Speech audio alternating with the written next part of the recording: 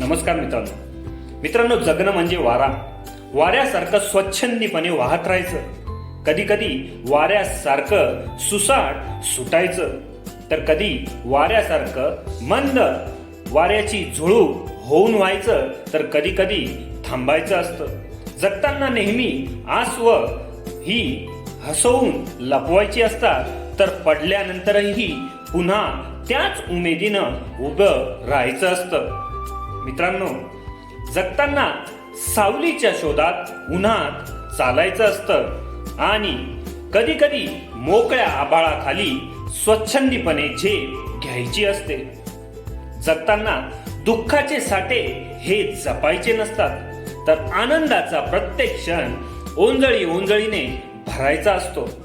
अरे, जगणं म्हणजे रस्ते हे वळणावळणाचे असणारच, पण नेहमी पुढे पुढे जात राहायचंच असतं. जगणं म्हणजे प्रत्येक क्षणांचा प्रवास आणि त्याच उमेदीने प्रत्येक क्षणाला मिठी मारायची